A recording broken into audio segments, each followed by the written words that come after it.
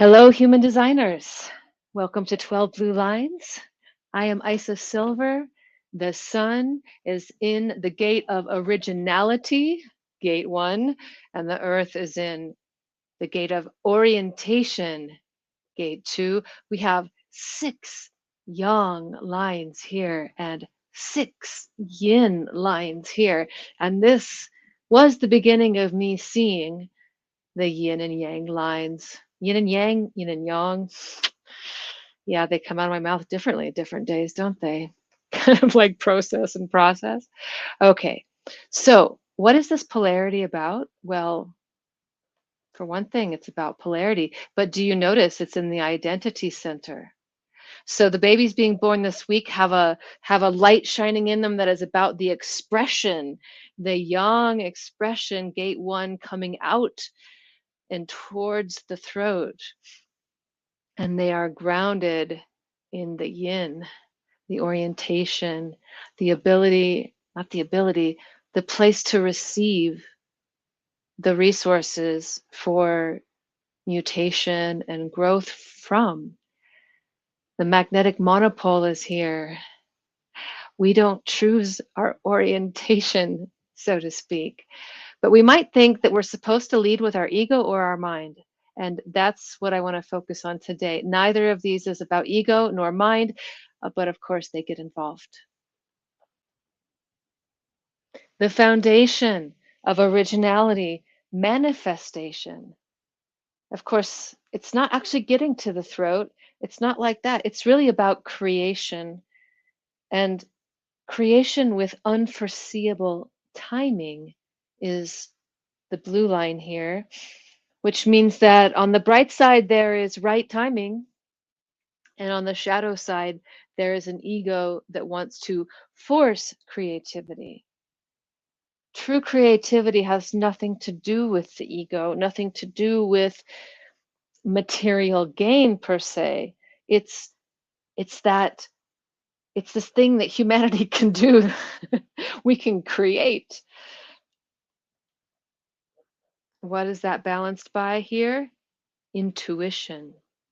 Intuitive higher knowing and aesthetics. Aesthetics is so nice. The receiving of energy being embodied because this yin, it's the embodiment, right? It's going towards material prosperity and aesthetics. Of course, there's a shadow which has to do with ignoring that higher self that would be going towards beauty and aesthetics. What does the natural have here?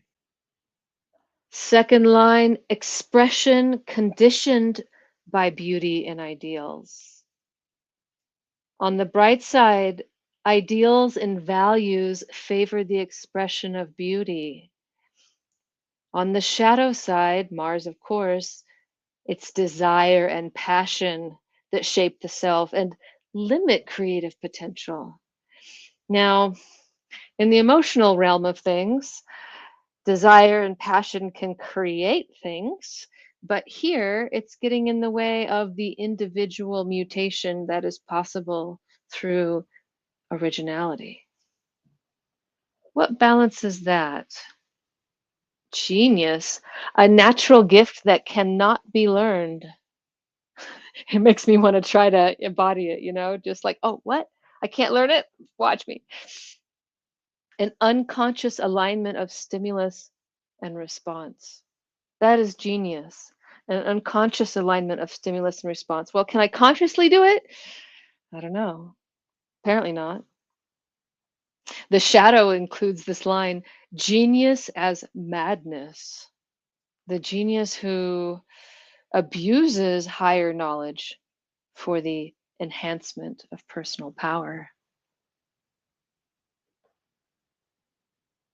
The experiencing of originality, bumping around and materializing, and what happens to keep things going. The need for expression independent of success is the middle path here, which will mean that material interests will get in the way of creativity on the shadow side. Um, and on the bright side, Mars will take that deep need to express one's own personality and keep the creative process going. That resilient third line,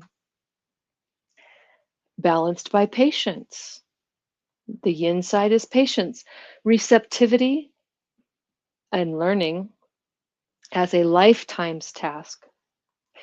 Orientation is receptiveness. It's you see the receptiveness in that hexagram, receptiveness that is the root of manifestation is one way to describe this gate too. And patience would result from the experience of not waiting, and then also learning that waiting really works. And receptivity is just what you do. It has to come through a form. All those ideas floating around above the throat, they don't have a form. They're not going anywhere. They're not embodied. Upper trigram, the fourth line, it's a networker, but what happens to the fourth line here is that solitude is the medium of creativity. This is all about creativity, this originality, but on the bright side, there's solitude is necessary for the creativity to really develop without being influenced by other people, because this is originality. Originality isn't influenced, and that's what happens on the shadow Jupiter. The need for influence, that fourth line, abandons aloneness and gets in the way of creativity. The yin version, discretion. Harmony through prudence and discretion.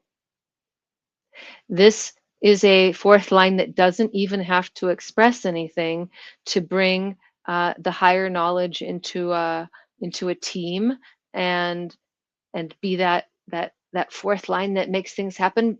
But then if it wants to talk about it as Mars might like it to do, then that doesn't really quite work so well, actually.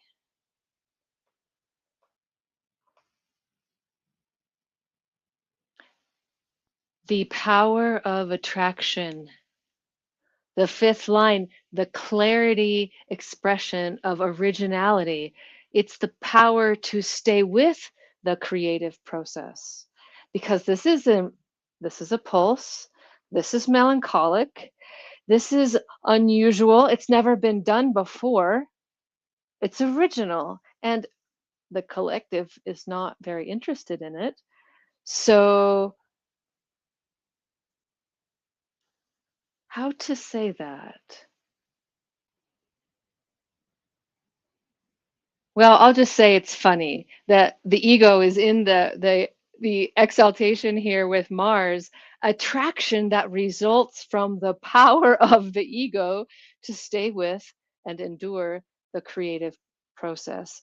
So in the first line, the shadow was brought out by the ego that wanted to force the creativity, and here the ego is giving energy to the creative process that is being projected upon the fifth line. Oh, you can do it, can't you? Okay, oh yeah, my ego can do it. The shadow is Uranus, eccentric behavior that, well, it limits the ability of this originality to get out. The yin balance of that application sounds so practical. Higher knowing as a basis for strategic thinking. Now, I think of thinking as being like a, something that happens up in the head. But what helps me understand this blue line is that Mercury brings out the bright side, higher knowledge that presents itself in the talent for strategic thinking and intelligently manages resources. That's Mercury, the thinking and the communication side, right? The shadow there is the inability to share responsibility as the higher knowledge is abused for the selfish process. This is the collective, right? Fifth line, collective energy. The individual just wants it for himself sometimes. And from up on high, the top yang line here, objectivity. Oh, the sixth line wants that. The objective assessment of creative value, which is not pop art. Pop art is not real creative value, right? This sixth line wants to know in an objective way what is valuable, what will last, what is truly original. The sixth line on this side has some challenge. And I finally got an answer from Ra about it, but it's called fixation. It's unable to see the whole picture. We're used to talking about the sixth line, or at least I am, as seeing the whole picture, like seeing the whole circuit, for example. My personality sun, sixth line, gate 51. I'm looking at the centering circuit, the whole centering circuit. That really seems like the thing to me. But here, the sixth line is not able to see the whole picture. And the way that Ra described it had to do with the well, the order of, oh, how do I say that? Let's see. Can the individual describe it? Nope, I can't. I don't quite understand it, but it has to do with the next few gates and what they're looking at, and this fixation, this inability of the sixth line to see the whole picture, as Ra described it in the line companion. Um, you'll have to look there. But interestingly, on the Mercury exaltation, it's a narrow receptivity for higher knowledge, which only sees selected aspects and never the whole picture. Saturn on the dark side, the higher self absorbed with the mundane need for individual security. So before I check out of this episode, just to look one more time at the hexagrams here and how you can see the receptivity here, and you can see the creativity, the expression here. There is no doubt about expression here, and there is no doubt about receptivity here. And ego has nothing to do with it, although it gets involved. So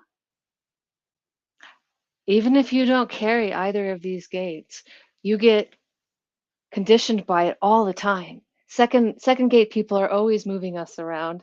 The second gate gets highlighted by the sun once a year, the earth once a year, by the moon 13 times a year, something like that. So if you've learned anything from studying originality and orientation, I would love to read about that. And if you want to know where the text came from, it's here. And there's me, wishing you a good week.